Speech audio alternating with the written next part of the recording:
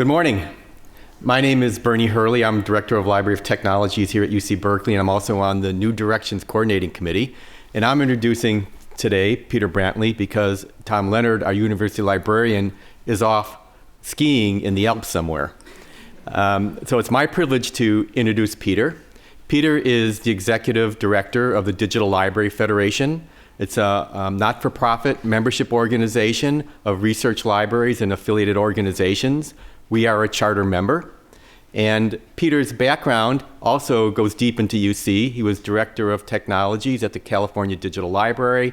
He's worked at UCSF, and he's also worked here on the Berkeley campus.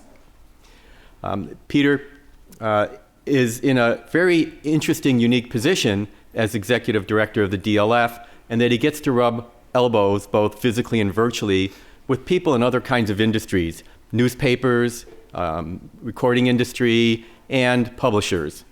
And we've asked Peter this morning to sort of touch on some of those connections, to see if there's anything we can learn from what's going on in these other industries. And the title of his talk is quite intriguing. It's What Rupert Might Tell the DLF, Why Libraries Are Like Newspapers, and How We Avoid Lining the Pet Cage. So without any further ado, Peter Brantley. Hi, can everyone hear me? Great, okay, thanks. So first, a couple of things. I guess first I should admit I probably wouldn't have agreed to give a talk on this day knowing if I do now that it's Macworld. I should be watching Steve unleash the new news. Second, just a warning, I'm giving this talk from my new Asus Triple E PC, which is a Linux box solid state, somewhat like what Steve is going to theoretically announce this morning. No hard drive in this box. It's sort of very cool and lightweight. But anyway, you are guinea pigging this presentation on this box. And so hopefully it'll work out fine. And the third is I just wrote this talk and haven't given it before, so you're being guinea pigged on that as well. So with all that ado, I have about 100 slides. I'm going to go through them pretty quickly, and hopefully we'll have some room at the end. And don't worry, I don't do normal slides, so it's not like there are pages and pages of text, although there are a couple in there. And as Bernie said, he asked me to give a talk bringing in some of the insights of what's happening in other industries. And I'm going to concentrate on newspapers when I do that, because I just can't do newspapers, music, and half a dozen other things. And in some ways, I think newspapers are one of the most allied or sisterly-like industries that libraries have. So actually, I'm going to start off with tempt the gods here. And there's a recent article in The Economist on the music industry. And just opening up with this paragraph here, and the story is, in 2006, EMI, the music company, invited teenagers into its headquarters in London to ask what they were listening to. And at the end of the session, the EMI bosses thanked them for their comments and told them to help themselves to a big pile of CDs that were just sitting on the table. None of the teens took any of the CDs, even though they were free. That was the moment we realized the game was completely up, says the person who was there. So I think that that's a really interesting comment on the music industry and a lot of industries that are providing content to people and the transitions that they're having to go through. Oops, sorry. Haven't controlled my mouse yet. Forgive me. Okay, so this is a beautiful picture by Joi Ito, who's a very famous Japanese venture capitalist. He's also in the board of directors of Icon, called Generation Gap. And here you see two people, their dress, they're both reading or otherwise engaged with media. The guy's just on the right, just starting to read a book. And then, of course, the youngster just is on the cell phone. And I think this is really emblematic of the shift that's happening right now. So let's talk mostly about newspapers and a little segue into at least one magazine, because there are some parallels there. And why newspapers? Because like I said, I think that, really the core mission is very similar to libraries. They're trying to make information available and get it into the hands of people who can then reuse it for other purposes. And they also do it with a sense of purpose. There are a couple of slides here on sort of some founding members of the Washington Post and what their ethos was. The newspaper's duty is to its readers and to the public at large, and not to the private interest of its owners. So really staking out, saying, we have a higher mission. And in the pursuit of truth, the newspaper shall be prepared to make sacrifices of its material fortunes, if such a course be necessary for the public good. So again, this is the kind of ethos that we might find ourselves very friendly with. And yet, newspapers are stuck in this incredible conundrum now, in the same way that libraries are with loads of books in our shelves. This is a wonderful picture, again by Joy Ito, of a stack of newspapers that was being flown across continents so they could be consumed by readers in another country. And obviously, this is a recent picture, and clearly there's no need for shipping paper products, and yet we do that all the time. But at this moment in history, newspaper ad revenue is dropping through the floor. And part of the reason is that offline advertising, paper advertising, is increasingly moving online. And the overall result for newspapers is really, really bad. And this is a chart that may be slightly difficult to see because of how I pulled it off the net. Actually, I pulled it off the Washington Post online. But the key thing that I would point to is in the second column, 2007, this is the change in revenue, percentage change in total print and online revenue for selected newspaper groups. And these are the largest newspaper groups in the United States: New York Times, Wall Street Journal, Lee, Gannett, McClatchy, Tribune, Journal-Register, Media General. And you'll see many, -6, -8, -9 percentage point drops from one year to the next year in advertising revenue. That's a 10% cut. Like, newspapers get their primary revenue from advertising, not circulation. Forget about circulation. It's not really, it barely offsets the cost of distributing the product. So advertising is the revenue that newspapers bank on, and you're seeing 1 year a 10% drop in income.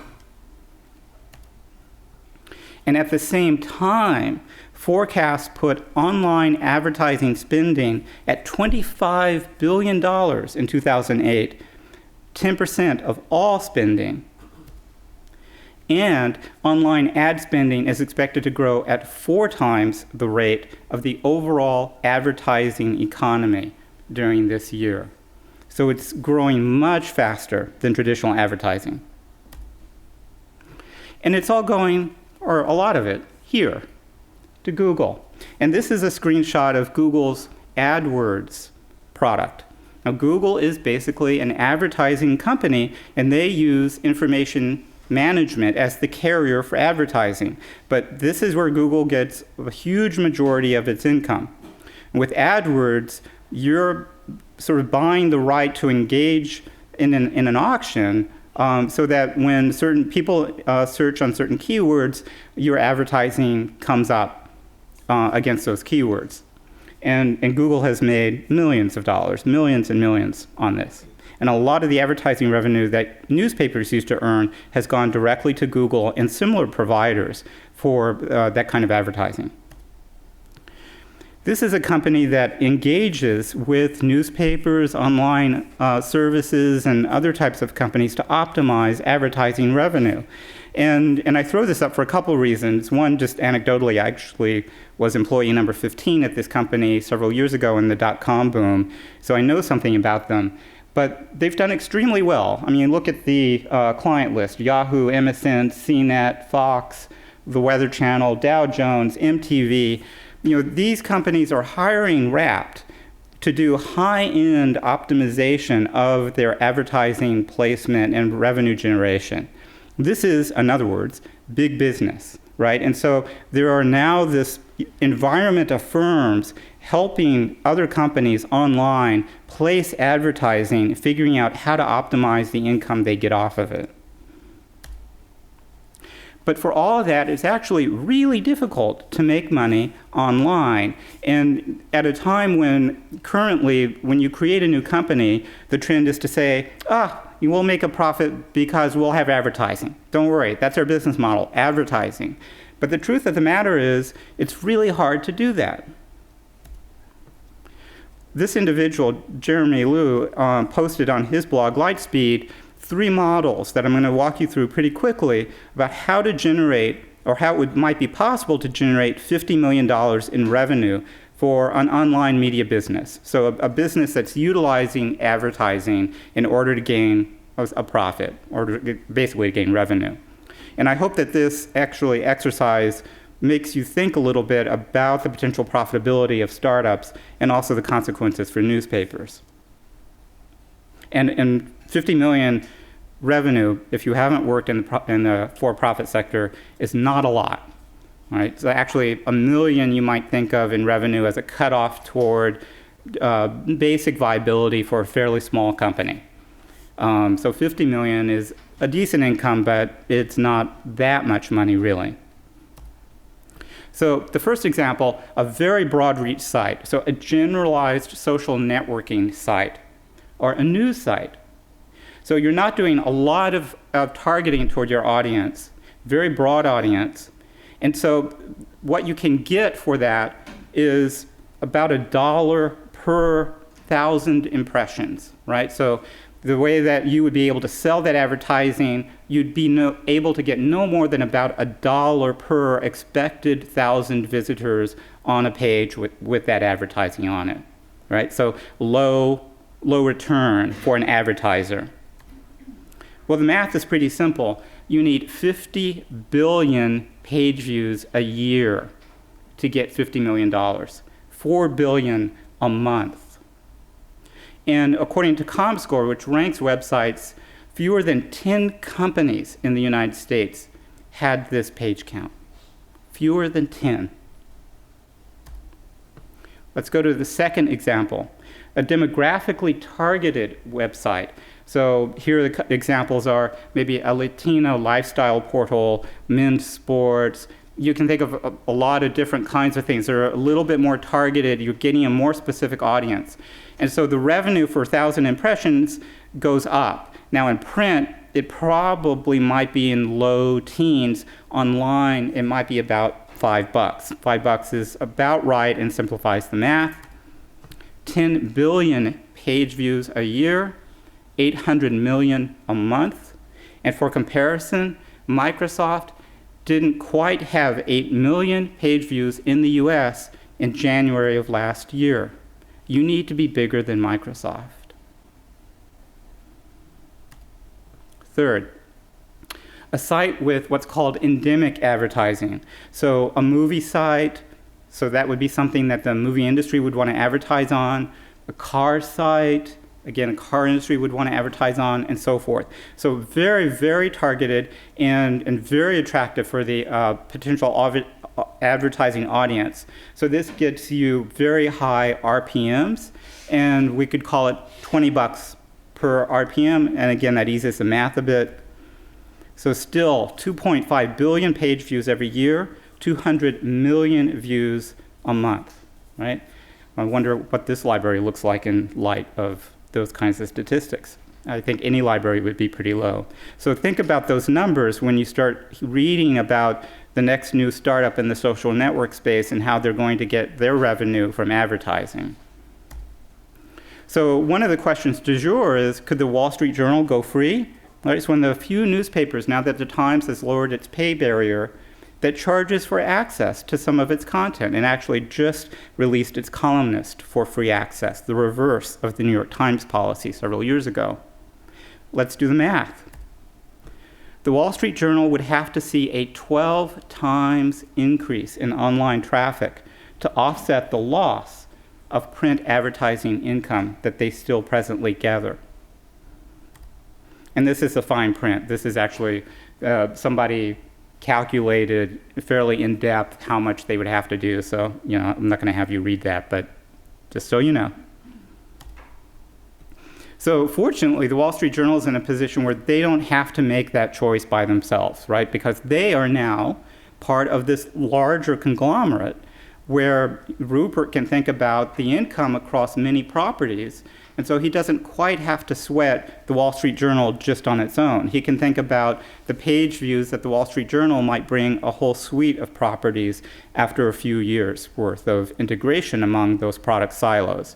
So a very key advantage for the Wall Street Journal now in an online environment is actually that they are part of a larger conglomerate. It's actually something that was a motivating factor for the board to sell the Wall Street Journal to News Corp. So the New York Times, looking at these changes, editorialized, "The strategic challenge for newspapers is not cutting costs, but how to attract a larger share of online advertising and make money off the millions of people who read them free online." Is that right? So this is a turning point in some ways of this talk, because really, that's wrong. Jeff Jarvis is a very well-known blogger and pundit, and his blog, Buzz Machine, is well worth following. But the point that Jeff and others will make is that the Times is looking at their past business model and thinking, well, it's the same, it's just digital, it's just online, we just need eyeballs. And Jarvis is saying, no, you're not getting it. There's something more fundamental happening now. Jeff wrote, "That has long been the cry of editors of papers, including the Times, preserving their newsrooms as they operate now, protecting their ways. They keep ignoring the obvious opportunities presented by the networked internet to operate more efficiently, more broadly." And another analyst, actually the president of a well-known consulting firm in newspapers, wrote, "Newspapers are tied too closely to defending their print products and have not seen the internet as an innovative and competitive tool to go out and compete." So again, thinking about the large newspapers, the ones that most grok this challenge, these analysts are saying, they're not getting it. Now this is a picture of the NASCAR website. You may be thinking, why on earth is this here? So there's a little story here which illustrates this problem. So the Orlando Sentinel paper, by chance, employed probably the nation's best NASCAR reporter. Excellent person, covers NASCAR as an industry as well as the races, looked upon with tremendous respect. And the Tribune Company, which publishes the Orlando Sentinel, came to the decision that, we really shouldn't be publishing in a local market national NASCAR news. That doesn't really make sense, which is sort of an understandable conclusion. So what did the newspaper do? They laid him off. They fired him. Well, they didn't actually fire him, but they basically said, we're not going to do this anymore. And so they basically took his job away and he resigned. So the point, and Jarvis pointed this out online to me, and the point is, as Jarvis said, what the newspaper should have done was to say, we don't see this as a core mission for us, but we'll help you set up your own blogging site, and we'll syndicate it and bring in some advertising revenue and give you a share of that advertising, right? That's think different. That's thinking about the internet as a possible means of outreach, of deepening an audience, and enriching your presence in attractive markets. And the paper didn't get that at all. So actually a local, fairly young commentator, someone in the city, said adamantly, your competition is the web. It's Facebook and MySpace and Twitter and blogs and iTunes and IM and Ning and Dig and Delicious and email and Flickr and Yelp and Amazon, and now is not the time to wave them off. And he went on to say, and now is not also the time to pretend that the people who use these sites are not the same people who go to your site. They are. These are your customers. You must compete for them. You must think about what they're doing. So what have the ramifications been for newspapers? it's actually, I think, a tragedy that the impact on newspapers of this transition has been incredibly grave. I just picked large newspapers for a few slides. Boston Globe, cutting jobs in the newsroom. Chicago Sun-Times. Tribune staff, Chicago, Los Angeles Times. The New York Times announcing layoffs in the newsroom for the first time in years. San Francisco Chronicle cut a quarter of their newsroom staff. A quarter. Think about what doesn't happen now. The Seattle Times lays off 17 of their staff. Cincinnati Post, I didn't put that up here, or Times, shut down. So I'm going to walk you through 4 slides that bring home this point. Alan Mutter, again, a very well-known commentator with a blog called Newsasaur, $23 billion in stock value has vanished. So slide number 1. The market value of the American newspaper publishers entering 2008 as independent, publicly traded companies has fallen $23 billion, or 42%, since 2004. Half the slide in the market capitalization of newspaper stocks came last year, when the shares lost a collective $11 billion, over a quarter of their value. Newspapers lost nearly as much value last year as they did in the 2 prior years put together. The vaporized value of newspaper shares in 2007 exceeded the combined $10 billion market caps of the valuation of Gannett and McClatchy, the nation's 2 largest publicly held newspapers by circulation, or publishers of newspapers. And the last one. The $23 billion drop in shareholder value equals the current total value of all of the common stock of Below, Gannett, Lee, Media General, McClatchy, the New York Times, and the Washington Post Company. This is an industry that has been devastated in 4 years by what has happened on the internet. Devastated. So in the midst of this, there have been a few really interesting responses. And I'll pick one or a couple. And this is actually a woman who was a reporter with the New York Times. To me, this is a very exciting time. And tempting the net again.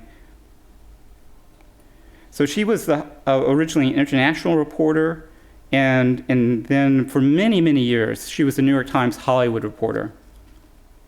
So she says, journalism is going through tectonic changes. To some, this is a scary time for our profession. Like many colleagues, I've observed the shrinking of American newsrooms with concern and watched closely the continuing decline in print readership, along with the price of newspaper stocks. And then she goes on, to me, this is an exciting time.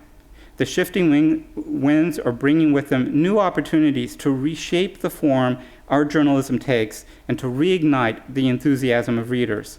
The web provides us with endlessly rich tools to pursue our craft and to create communities who engage in dialogue with writers, readers, and the people we cover. She resigned from the New York Times to establish her own website. So here is this smart person thinking, I'm not going to be able to do it at the New York Times. I'm going to do it by myself. So again, thinking back to the NASCAR example, right? It's like if you have some expertise as an individual, as a professional, why are you shopping it through a traditional media outlet? Because that media outlet is not able to respond to the market creatively enough to be able to provide you with the home and audience that you can generate externally. Now, I also want to take a quick sidestep into the world of magazines. Now, magazines are a very different animal, and they're an intriguing animal because they are actually fairly resilient in many ways. And if you think about the leading premier magazines, they've actually managed to hold on reasonably well, but it's a very small number. So I'm thinking about things like The New Yorker, The Economist, things like that. But even The Atlantic has reduced its publishing schedule. U.S. News has gone through wrenching changes. So the number of magazines that have escaped these transitions is actually very small. And one of the places where you might think would be most resilient is in the fashion market, right? We're talking Vogue and Elle and so forth, right? And why would print be sticky? Because you've got these glossy pictures, you've got a magazine that just is screaming for flipping through, for idle browsing. Now this is a cover shot of a magazine called Jane, which was established not that long ago. And it developed a reputation, it created a reputation for slightly edgy content. Well-written, actually very well-written content that had a perspective that was fairly unique.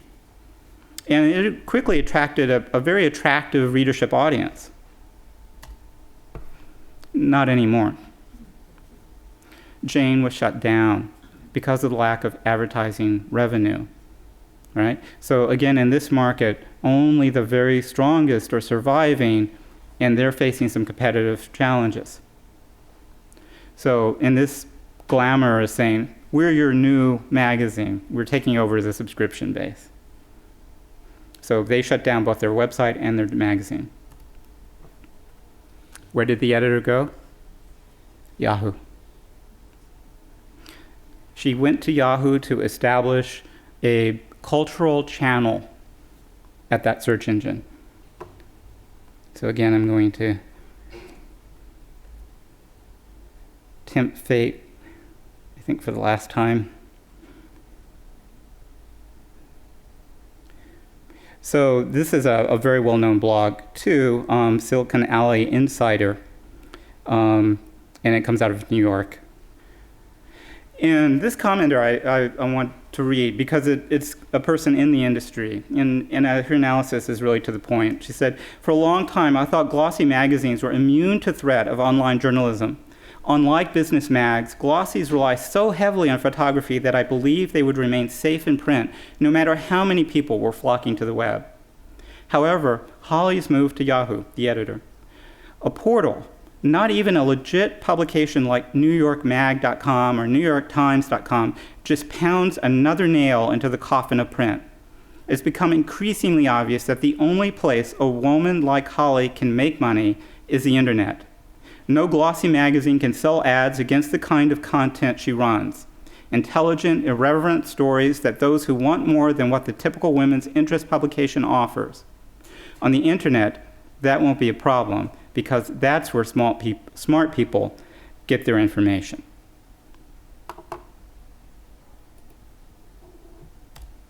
So, just to throw out a few slides comparing some of what's happened in libraries with what has been happening elsewhere.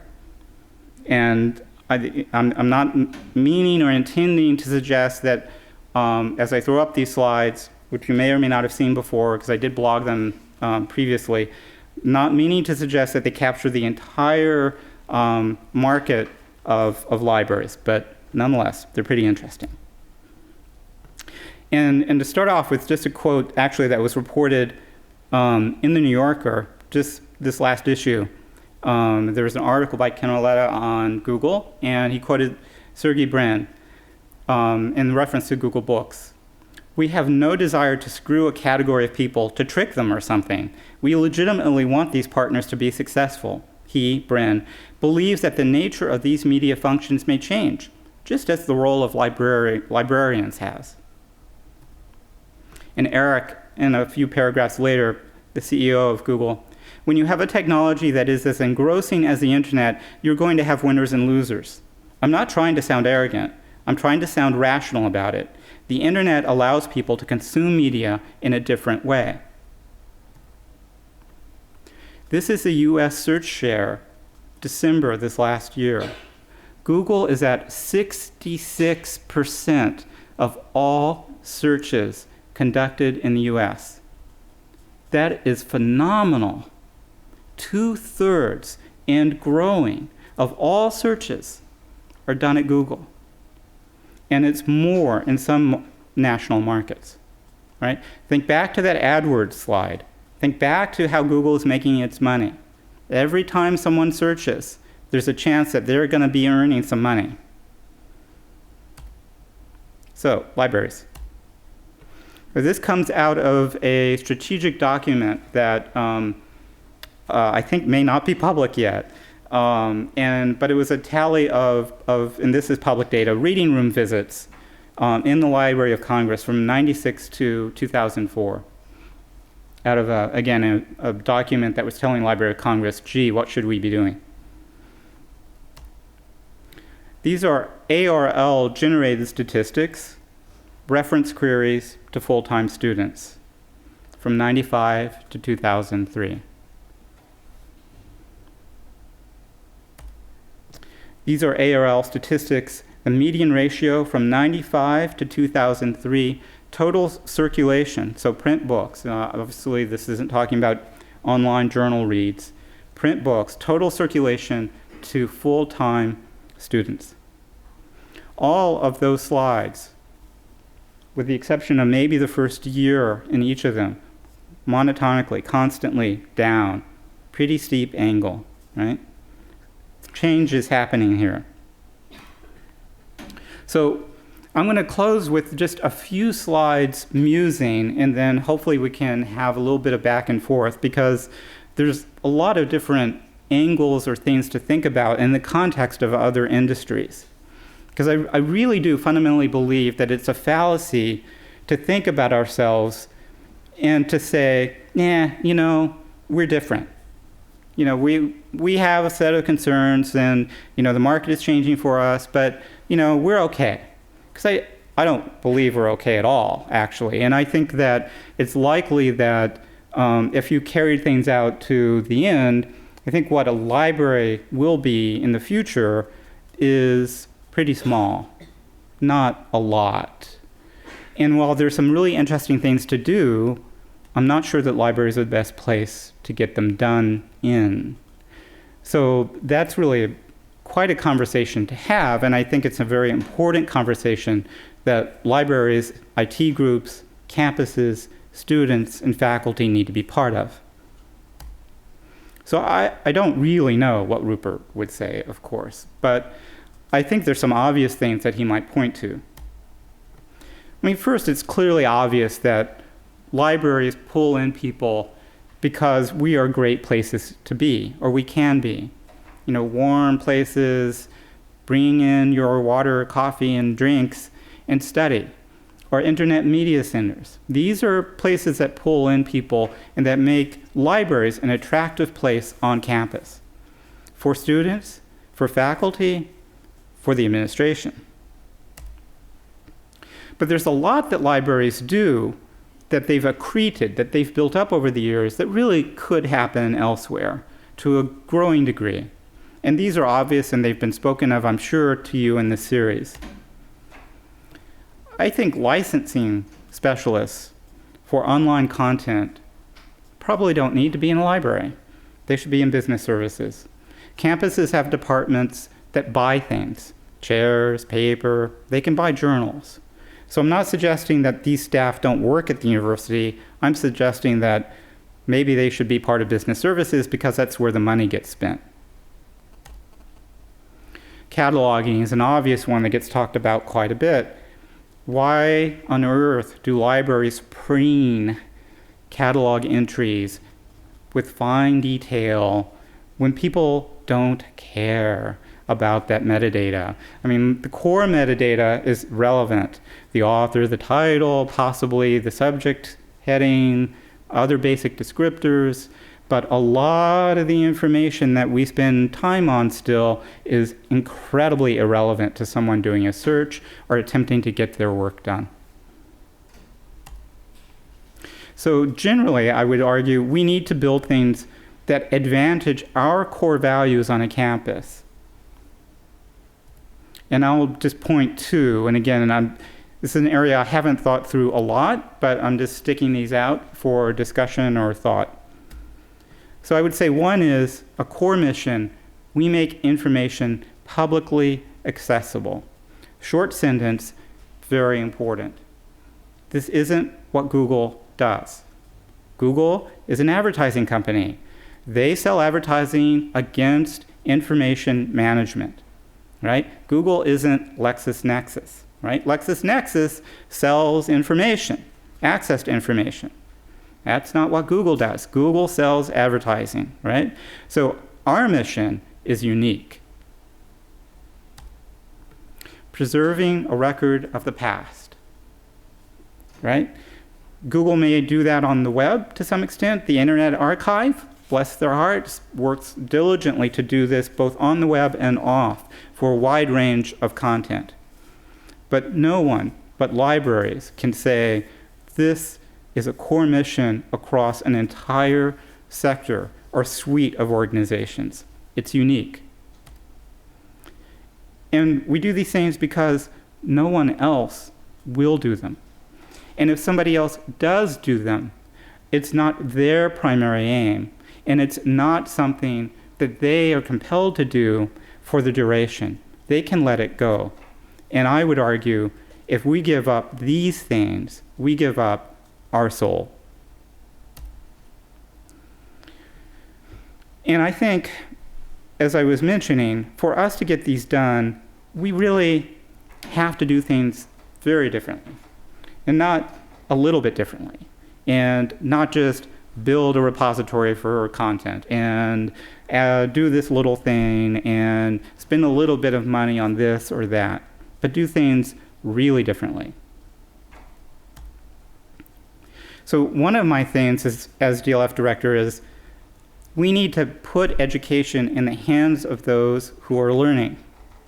So this is a very activist statement. And I often tie this to my interest in mobile applications, but that's just part of it.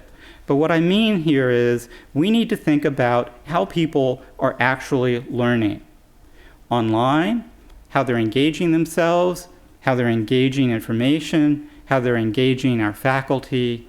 And we need to work with them, the students or others learning, to help put the information services that we have, that we can build, that we can uniquely offer into their hands.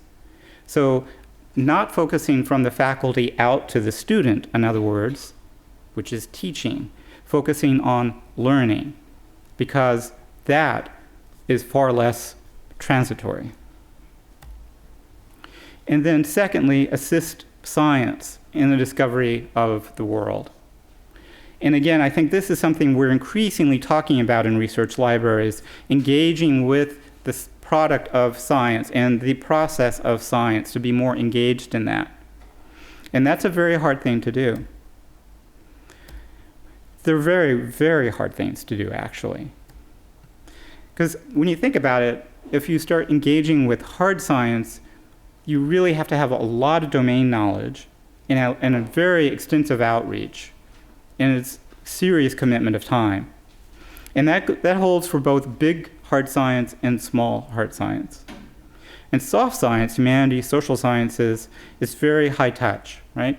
I mean, if you're a humanities librarian, you know how expensive it is in terms of time to engage deeply with a faculty research project. So I am not making light of those problems. But I would argue both of those threads are about a sensitivity to data that is a new perspective. And here I would force us or want us to think about the analogy of newspapers. It's not about getting more eyeballs, it's about trying to think through how to re-engage in an entirely different way with information, with data, how it's used, who uses it, and in what context. And I would suggest it might acquire the creation of an entirely new kind of unit on a campus. I'm not convinced that libraries are going to be able to do this. So I don't think that this would necessarily be in a library, and I don't think it would necessarily be in an IT group. a new unit. Because libraries suck at change, right? We're large organizations, like newspapers. We have significant chunks of things that are difficult for us to let go. It's hard to manage change effectively in a library. It's also hard to manage change effectively in a large IT community on campus, which often focuses on administrative applications with relatively underserved attention to the processes of research and academic computing. Now, these challenges are not unique to us. This is a great headline I saw actually on one of the posters outside of Free Speech from a Japanese paper, in this case, proposals drafted to overhaul bureaucracy. That's how libraries address change. Let's get a group of people together and talk about change, right? I'm part of this right now for you, right? This is what you're doing. Let's think about change. Let's pull in people who will talk to us about change, and then we'll think about what we should do to change. So this is a quote from another blog, Linux-focused thing. Google is one of the few large companies that gets one fundamental rule of the internet. Trying stuff is cheaper than deciding to try it, right? So this is a culture change that I'm a little pessimistic about happening in libraries, in large libraries. I think it's actually a little bit easier in smaller libraries. But this is where we would need to be. We need management to say, try it. Go, do it. Come back in a week, right? Don't be risk averse. Let your staff try new things. Make it lightweight. I have a friend who actually worked at Stanford who left to go to a startup. And I asked her, why did you leave? Is it because of the way that libraries are? And she said, exactly. It takes libraries 2 years to figure out that something's important. They provide funding for another 2 years at such a small level that you can really get not anything done except talk about the problem. And then 4, 5, 6 years after you originally bring up the issue, they decide that it's really a significant thing and they need to address it. And by that time, 5 to 6 years down the road, it no longer is an issue anymore because something else has come up, right? And we're still doing that over and over and over again. So I think together we need to figure out a way to work beyond ourselves and be part of this process and embrace it of maybe breaking the library, of moving beyond what the library is now, really remolding part of it. And I think, and I recognize that that means we actually touch the university. We challenge its priorities internally, its organization, and its funding paths. And that would change what a university is to a small extent, and more importantly, how it works, where attention is placed in terms of information management and engagement with learning, with education, with research. And I think that would be good and not evil. Thanks.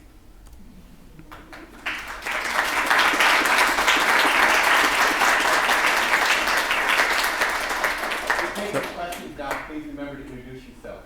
And then, Peter, if you could repeat the question for the microphone. Any question? Thoughts, even. Doesn't have to be a question. Bernie. I'm Bernie Hurley, Director of Library Technologies. I want to start with to hear your thoughts on something that's been on my mind, which is you hear all the pundits say they don't get it. But I don't hear a lot about what the new models are. You should hang on to the old models. What are the new models? Or you hear, libraries just should do it. Do what? And, so I think a lot of us understand that things are changing, the old models are breaking. But what we're doing here in New Directions is trying to understand where we should be going. And how do we chart that path. Right. So what is that new thing? And I think finding out what the new thing is going to be a process of exploration. And again, this is one of those places where I think libraries tend to start with, well, let's study this and let's figure it out and then we'll do it. And I think that's the wrong thing to do. So I think, one or two examples in this area. I think, here in the IT group, the data unit that David Greenbaum heads is an interesting effort. Columbia has an interesting effort in the library on Center for New Media. And both of those units attempt to engage faculty across a range of disciplines and try to figure out what their needs and desires are for traditional library or information management services that are classically held. Neither of those are really what I am envisioning. They're, I think, both restricted or encumbered by their associations with a larger organization. I think it's very difficult for an organization like David Greenbaum's data service unit within IT to really grapple with campus faculty needs. Similarly, at Columbia, I think that their new media group has a certain set of constraints because they're in the library and they can only command a certain set of resources. And one of the things that I would argue is that if we do create a new unit to try to do this really differently, and I think one of the advantages of breaking out of the library and breaking out of IT is that you can do something really different. And I'm not saying it will necessarily work, but someone should try. But one of the advantages of breaking out entirely is that you're freeing yourself from those larger funding streams. You have to create a new funding stream for that unit. I don't think what I'm suggesting, in other words, is a new unit that's somehow subservient to both IT and libraries that dual reports to them. I don't think that will work. I don't think a unit that is reliant directly on other organizations for its funding or management is an attractive option. I'm really espousing creating something new to see if that would work. And that new thing, again, is, really, I think, going to be a unique organization per campus, but much more directly engaged in, this would be the place where, somebody would figure out how to get rich information into the hands of a student using an iPhone. Where on this campus are people developing software for the iPhone, right? You want that to happen instantly. It's like the iPhone comes out, we're developing software for it, right? You don't study it, you don't think about it, you don't regard that as an avant-garde thing to do, you just do it, right? And there has to be a unit on campus that can adapt flexibly, quickly, and for those kinds of opportunities. Peter, Dave, you were on the development director of the library, so how do we make money on it? Advertising. How do you make money? No, seriously, how do we make money? And is anybody making money in a public institution? Yeah, I'm not necessarily suggesting that you go out and make money, certainly not on the external market. These funding streams you're talking about, the state budget's $15 billion. Absolutely. So I think you cut libraries. You cut IT groups. How do we maximize opportunities? Right. So I think when you create a new unit, you have to take the money somewhere else. And you have to potentially generate new revenue. It's conceivable that, tried and true, maybe there's some recharge in there somewhere for certain classes of services, but basically you're going to have to take it out of the hide of the existing organizations or redirect funds from outside of those two communities. And one of the things that I argue, and I think that libraries and IT groups need to get together to achieve this and to say we want to be part of this solution and support it because it will facilitate our health in the future. If we can figure out what we really need to do and what we can focus on, then we're going to be in a better off situation. So there might be money from IT and libraries, but there also might be a clamor for the campus as a whole to redirect its resources. Now, this is one of the problems that universities have, and again, the flexibility, the ability to move funding dynamically is very limited. There is an existing set of claimants on those resources that don't vanish. So how do you fund new things? But I would argue that if we don't find the revenue to try these things, then they're just not going to happen, and that there's a cost to them not happening. Well, I guess I'm asking, is there something in what we do as a service that we provide, the access and all that? And I would sort of agree with your 2 points about the students and how they're using it versus the faculty, how they're using it. Because I think the faculty are informed users, and the students you're trying to put education in their hands. But I think in many cases, as people will tell you, they're pretty uneducated to begin with. And so you're trying to educate them to use education. But the faculty, yeah, you're right, access is good.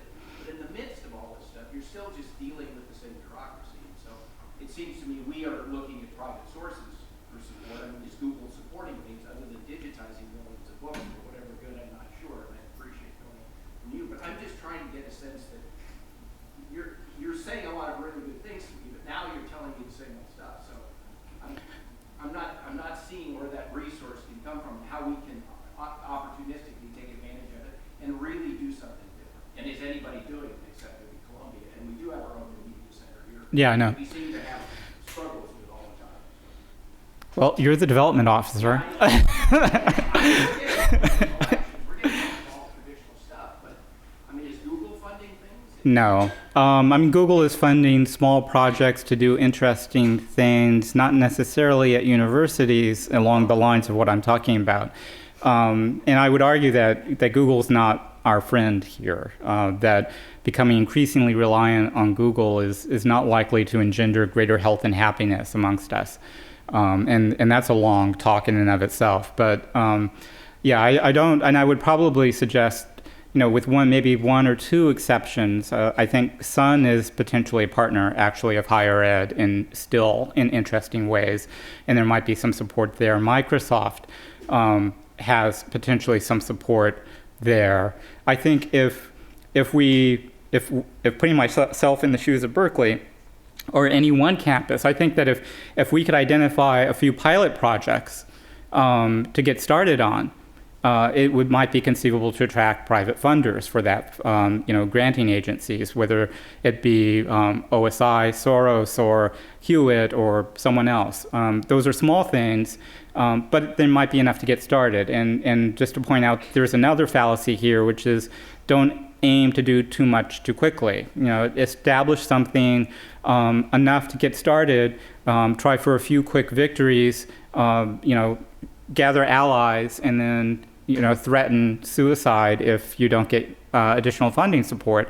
And these are very traditional strategies to create dependency on in complex, loosely coupled organizations like this, and they need to be, I think, followed. But I think it's way too costly to try to figure out how do we create something big and give it all the funding that we need from the get-go. Because that won't work. Just this an aside, and I have not thought through it, so I'm thinking off the top of my head how this would be germane. But at the last DLF forum, I invited the heads of several initiatives to come up and talk about, in the academic space, I should say, how they're thinking about funding themselves. And a lot of them are moving to an independent 501c3 status because they cut across universities. Right? And conceivably, what I'm talking about might not be tied to a campus. It could be a larger national model as an independent 501c3 that provides these services on some kind of billable basis for themselves. I don't know, but that's another model. But the point that I think was really interesting, the conversations that we had at that meeting, were, they all said in many ways the same thing. Figure out enough money to get started, give yourself a little bit of a mini endowment, hire the people that you need to make a serious first effort. Don't set yourself up with an executive director and a half-time secretary and a little bit of money and assume that great things are going to happen. So you need to figure out an acceptable minimal startup cost and fund that, and then encourage self-sufficiency in an aggressive fashion. So. I'm Gail Ford. I work for AUL for collections. Let's say that we were going to go for a new unit like this. What kind of skill sets would you say that people in that unit should have, and how would librarian skills be useful? So if we started a new unit, what kind of skills would be necessary or desirable to staff it? I think you want diversity. And again, I think that there are very, different types of models from one campus to another that might work and be effective. So I don't think that, you need 2 of X and 3 of Y and 4 of G in order to, make this successful. But I think people who are technology people doing development who can work with sort of the core technologies that are current. I think people who understand sort of information management, rather globally thought. How do you deal with large amounts and small amounts of information? How do you create a user experience that's desirable, that's attractive? So, not only a UI, but also how are people working with navigating through the discovery, retrieval, and work of an information set. So I think those are probably the core, sort of active line kinds of jobs that you would want to see in this kind of unit. And ideally people with some domain experience in some of the sciences or humanities would be great. And of course you would need support staff. You'd need admin, you'd need a financial person and so forth to keep the lights on. So those aren't necessarily librarians. They might be iSchool people. I suspect that they are more likely to be iSchool type people than traditional librarian people. But all schools are changing, and you can find those kinds of people almost anywhere. And so I think that we should just be open about where people come from. What's the magnitude of support you're talking about there when you talk about that organization? Yeah, so again, there's so many different models here. So if we start local, if you made a campus instantiation, maybe it's 5 FTE if you came in with a known sort of development target. So not an insignificant amount of money, but not insane. You're talking about $500,000 a year to start. Maybe, yeah. Okay. I mean, that's, well in the range of partnership and internal funding support. It takes some work, but.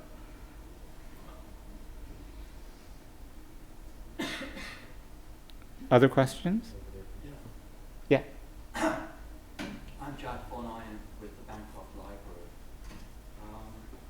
I wanted to go back to your newspaper analogy and the people who have been working for the newsrooms who are now starting their own blogs and online columns. One of the things that I'm interested in, especially with the example that you cited about the international reporter, where does a person like that get their resources to do the kind of investigative reporting that was traditionally done in the newsrooms? Where does this person get the resources, the transportation to go to far-flung places to bring back interesting and relevant reporting?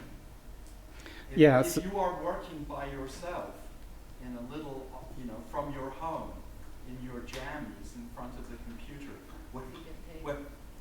how does that work? So how do new models of online journalism get funded? How are they supported? How do you do investigative journalism in these models?